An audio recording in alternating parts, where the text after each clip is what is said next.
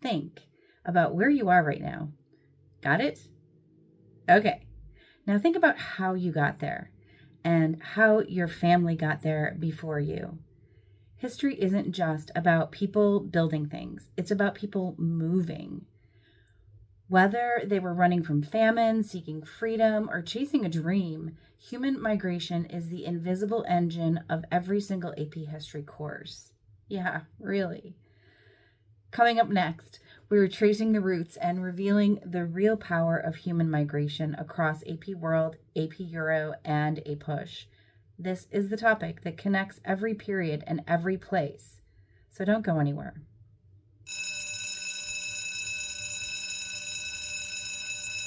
Come on in, history students. Welcome back to the AP History Help podcast, your guide to making those big AP themes actually make sense. I'm your host, Wendy, and today we are tackling a concept so fundamental, it should probably be tattooed on the cover of every textbook: human migration. If you think about it, all of human history is just a story of movement. People have always been on the go, fleeing violence, searching for better land, or being forcibly moved against their will. We're going to dive into this theme, showing you exactly how migration serves as the ultimate connective tissue for the AP World, AP Euro, and A Push. So settle in, because understanding this single theme will unlock major points on your next exam, possibly. But first, have you noticed the weather getting a little cooler? Yes, I know cool is relative, but even in Florida, we're not in the 90s, and nighttime it's been flirting with the 50s for us. And I know in my hometown of Buffalo, I've seen those lows in the 30s. Now, I am not turning this into a weather podcast. That would be fun. But cool weather is a great time to consider buying your favorite podcast host and teacher a cup of coffee. If you want to get together in my local coffee shop, we could do that. That would be fun. I'd love to meet you and chat. But if that's not possible for you, you can go to buymeacoffee.com/AP History all one word, or you could type coff.ee/AP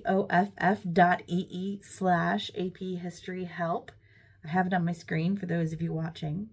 And just enter what a cup of coffee costs these days. I would be so gracious and appreciate it, and it will definitely fuel me as we head into these longer nights and darker days. Okay, now let's get started. Migration is a perfect lens for practicing your historical thinking skills, specifically causation and continuity and change. For causation, migrations are the ultimate cause and effect story. We use push factors, what forces people out, like war and famine and religious persecution, and pull factors, what draws them in, like economic opportunity, religious freedom, available land. And whenever you see a migration on your AP exam, ask yourself, what was the push? What was the pull? For continuity and change, migrations are where the action happens. Migrating people take their culture, language, and technology with them. Continuity. But when they arrive, they fundamentally transform the destination society, leading to change, new laws, new labor system, new conflicts. So let's see this in action across your 3 courses. In AP World, migration is often a massive foundational story that shifts entire continents. Our example is the Bantu Migrations, a massive movement in the sub-Saharan Africa lasting thousands of years, primarily before 1000 CE. Now, the push factor was simple. Population growth made land scarce. The pull factor was the search for new farmland and favorable environments. The change is that Bantu migrations reshaped the continent. As they moved, they spread their Bantu language, forming the basis of hundreds of modern African languages like Swahili and agricultural techniques. Crucially, they introduced iron smelting technology to new regions, allowing for better tools and increased crop yields. Now, in the area of causation and continuity, this migration caused the spread of a common linguistic base and technological know-how across a vast area, creating a continuity in cultural development across much of southern and eastern Africa that lasts even today. Without migration, African development would look entirely different. In AP European history, migrations often track economic hardship or the political fallout from religious or imperial rivalries. Let's look at a clear-cut case of extreme push factor, the Irish Potato Famine in the middle 19th century. The push factor was the potato blight, which wiped out the primary food source for the impoverished Irish population, leading to mass starvation. The pull factor was the hope of jobs and survival, primarily in Britain and the United States. Now, this disaster caused the largest single event migration in European history. Ireland's population was decimated by both death and emigration. And the demographics of major cities in the United States and Great Britain were permanently changed. The famine caused a major population transfer, which in turn caused political tension and nativist backlash in the receiving nations. The continuity for the Irish was often the persistence of poverty and discrimination, but the change was the eventual establishment of a powerful global Irish diaspora that would later influence politics back home. By the way, an interesting fact about this topic: during the height of the Great Famine, a distinguishing feature of the mass emigration from Ireland was the incredibly high number of young single women who left for America. Between 1856 and 1921, about half of all Irish emigrants were young women, a ratio notably higher than many other European migrations of the time. This migration of single women was a significant factor in shaping the Irish diaspora and also played a role in filling domestic service and factory jobs in the rapidly industrializing United States. Moving on, in AP U.S. history, migration is the very definition of the American experience, shaping everything from political boundaries to cultural identity. Our example here is the Great Migration, the movement of over 6 million African Americans from the rural South to the cities of the Northeast, Midwest, and West. The push factors were Jim Crow laws, racial violence like lynching, and the collapse of the sharecropping system in the South. The pull factors were industrial jobs opening up in the northern and western factories, especially during world wars, and the promise of slightly less hostile social environments. Looking at change, this migration completely changed the political and cultural geography of the United States. It caused the development of vibrant urban centers of Black culture, like the Harlem Renaissance, and it shifted the political power base, giving African Americans a critical presence in Northern electoral politics. Looking at causation and continuity, while the geography changed, the continuity was the persistence of racial discrimination, which simply moved north, often manifesting as housing segregation and workplace bias. However, the change was profound. The move laid the foundation for the civil rights movement decades later, proving that migration is often a prerequisite for political and social revolution. This massive internal movement which occurred roughly from 1910 to 1970, completely reshaped U.S. population maps. In 1900, over 90% of Black Americans lived in the South. By the end of the Great Migration, just over 50% remained there, with millions having transformed the culture, politics, and music of major American cities like New York, Chicago, and Detroit. Let's pause for a moment and talk about one of the most devastating and world-changing movements in human history: the forced migration of Africans to the Americas. Between the 16th and the 19th centuries, an estimated 12 million Africans were kidnapped, sold, and transported across the Atlantic in brutal conditions known as the Middle Passage. This wasn't just an economic exchange. It was the largest forced migration in human history.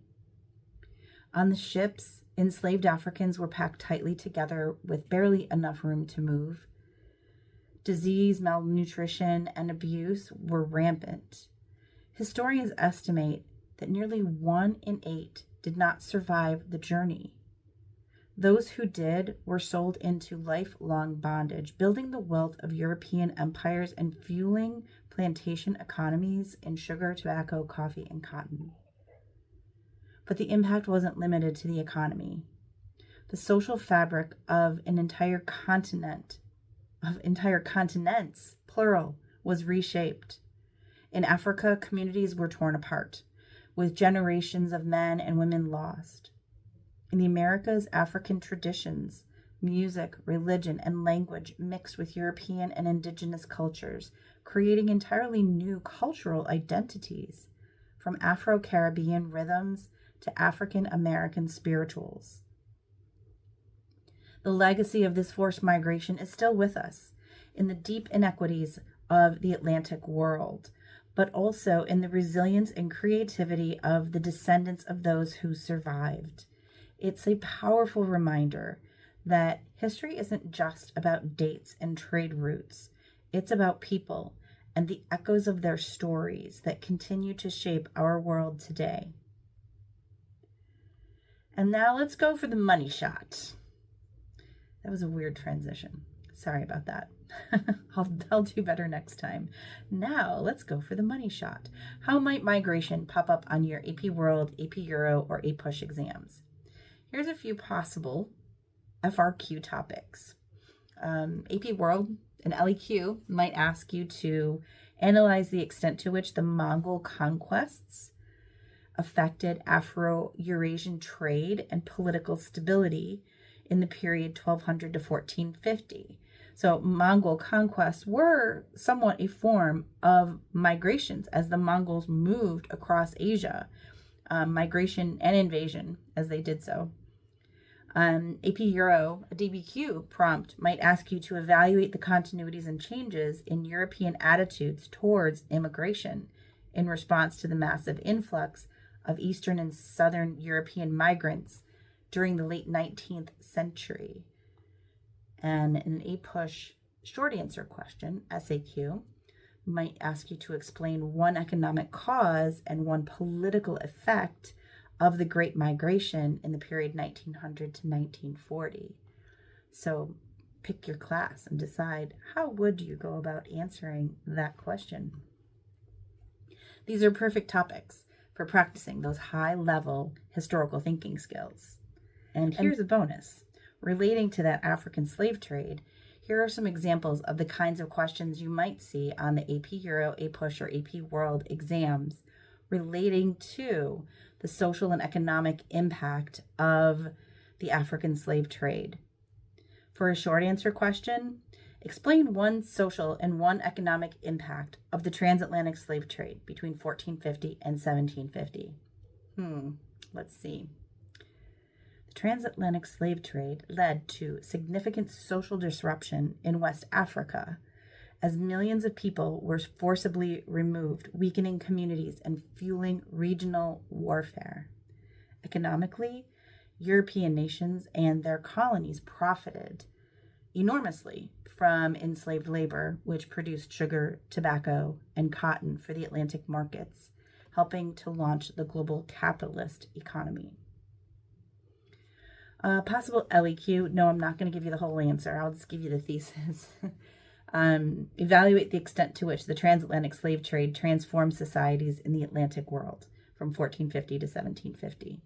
So a thesis might say something along the lines of the transatlantic slave trade profoundly transformed societies in the Atlantic world by restructuring global economies around plantation labor, accelerating the rise of European maritime empires and blending African, European, and indigenous cultures into new social hierarchies and identities.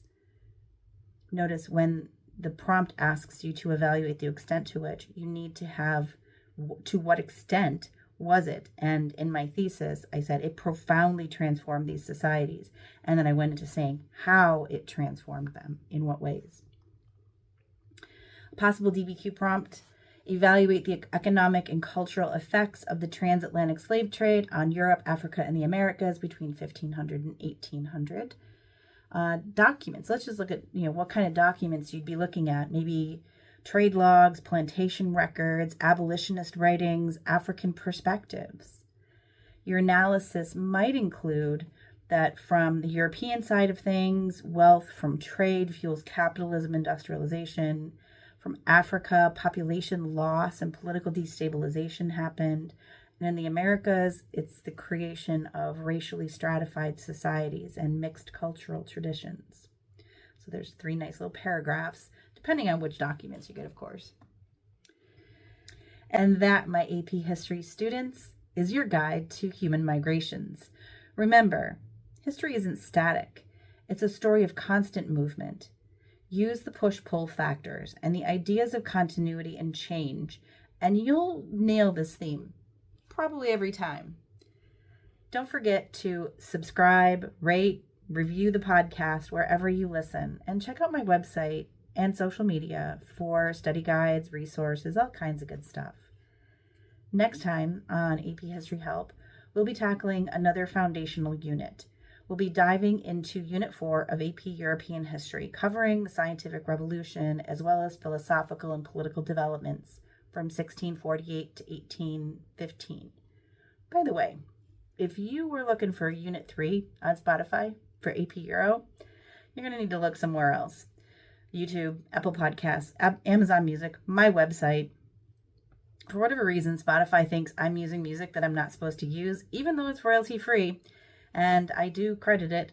So we're in a fight at the moment, and they are in no hurry to resolve my issues. So be creative. And with that, this episode of the AP History Help podcast is now history.